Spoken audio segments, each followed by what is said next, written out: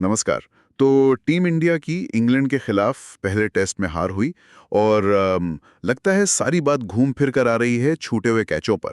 हाँ बिल्कुल। और हमारे पास आज एक YouTube वीडियो स्क्रिप्ट का विश्लेषण है जो इसी चीज की तह तक जाने की कोशिश कर रहा है, खासकर पूर्व फील्डिंग कोच आर श्रीधर उनकी नजर से। हाँ, क्योंकि ये कैचेस विन मैचेस वाली कहावत इस बार कुछ ज्यादा ही चुभ गई है ना। बिल्कुल, बहुत ज्यादा। वो विश्लेषण यही दिखाता है। देखिए, यशस्वी जायसवाल के हाथ से 4 कैच छूटे, फिर जडेजा ने भी एक मौका गंवाया। 4 कैच बहुत ज्यादा है। जी। और ऐसा नहीं कि इंग्लैंड ने कैच नहीं छोड़े, उन्होंने भी छोड़े, पर शायद हमें वो ज्यादा महंगे पड़ गए। तो आर श्रीधर का जो विश्लेषण है वो क्या कहता है? मतलब क्या ये सिर्फ नए लड़कों का अनुभव कम होना था या इंग्लैंड के हालात ही कुछ ज्यादा मुश्किल थे? उनके लिए इंग्लैंड में पहली बार खेलना, वो भी टेस्ट मैच, हमेशा मुश्किल होता है। हाँ, वो तो है। पर लीड्स के मैदान ने भी अपनी तरफ से कम चुनौतियां नहीं दी। स्रोत ने करीब 5 खास वजहें बताई हैं। 5 बजे? हाँ। अच्छा, कौन कौन सी बताइए। पहली तो जो लीड्स के बारे में सब जानते हैं, वो बादलों वाली रोशनी। गेंद कब नजर से ओझल हो जाए हवा में पता नहीं चलता ठीक से। हाँ, वो ग्रे बैकग्राउंड में लाल गेंद देखना मुश्किल होता है। बिल्कुल। दूसरी थी तेज हवा। अब ऊंचा कैच गया है तो ये हवा गेंद का रास्ता आखिरी सेकंड में बदल सकती है। फील्डर का अंदाजा गलत हो जाता है।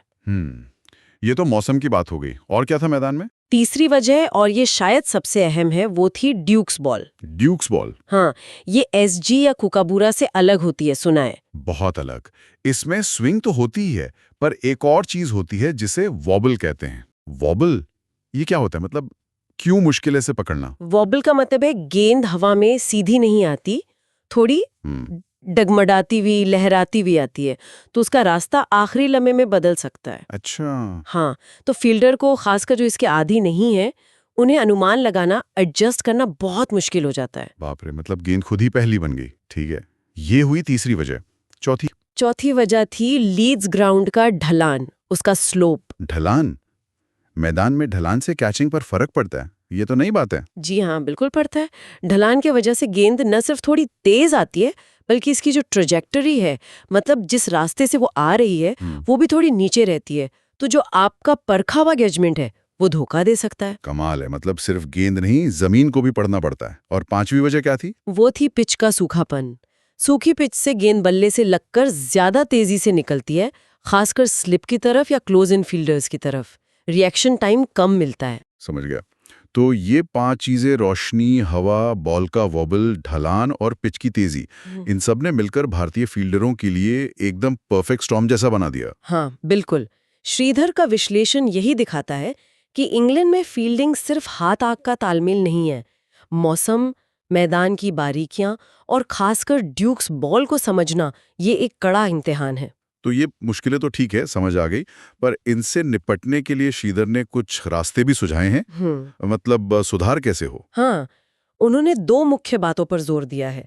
पहला तो फील्डिंग पोजीशन का गहराई से विश्लेषण। अच्छा, जैसे? जैसे उन्होंने इशारा किया कि स्लिप में शायद जायसवाल पूरी तरह नीचे झुके नहीं थे। गेंद लपकने के लिए जो लो पोजीशन चाहिए, वो नहीं थी। इससे रिएक्शन टाइम कम हो गया। तो हर खिलाड़ी के लिए सही पोजीशन क्या हो, इस पर काम करना होगा। पोजिशनिंग। ठीक है, और दूसरा सुझाव? दूसरा सुझाव काफी दिलचस्प है, शैडो फील्डिंग अभ्यास। Shadow fielding? ये क्या होता है? बिना गेंद के? हाँ, काफी हद तक। इसमें असल में गेंद पकड़ने से ज्यादा जोर सही मूवमेंट, फुटवर्क और गेंद तक तेजी से पहुंचने के अभ्यास पर होता है। ये एक तरह से क्या कहते हैं, मसल मेमोरी बनाने जैसा है। अच्छा। हाँ, ताकि दबाव में शरीर खुद ब खुद सही तरीके से रिएक्ट करे। ये दिमागी तैयारी ज्यादा है। तो मतलब तैयारी सिर्फ हाथों की नहीं, पूरे शरीर और दिमाग की करनी होगी ताकि रिएक्शन सुधरें। बिल्कुल। और श्रीधर का मानना है कि अगला मैच जो बर्मिंघम में है, वहां मैदान शायद फील्डिंग के लिए थोड़ा बेहतर हो, लेकिन उसके बाद लॉर्ड्स में फिर से ढलान वाली चुनौती होगी। हाँ, लॉर्ड्स का स्लोप तो बहुत मशहूर है। जी। और मैनचेस्टर की पिच की अपनी अलग खासियतें होंगी। तो ये सफर आसान नहीं है। लगातार सीखते रहना होगा, बदलते हालात में ढलना होगा। बिल्कुल साफ है कि पहले टेस्ट में जो नतीजा आया उसमें छूटे हुए कैचों का बहुत बड़ा हाथ था, और इंग्लैंड की जो ये अनोखी कंडीशंस हैं, उन्होंने मुश्किलों को और बढ़ाया। हाँ, हार निराशाजनक तो है, पर शायद ही टीम के लिए, खासकर युवा खिलाड़ियों के लिए, सीखने का एक बड़ा मौका भी है। सही कहा। और अच्छी बात यह है कि सीरीज लंबी है, अभी 4 टेस्ट मैच बाकी हैं, टीम युवा है, सीखने की क्षमता है।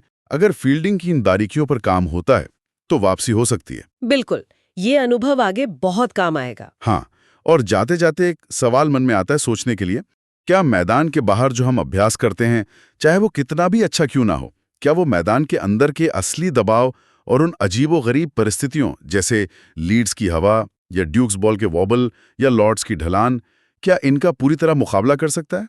या फिर ऐसी मुश्किलों में खेलने का जो अनुभव है वही सबसे बड़ा गुरु है?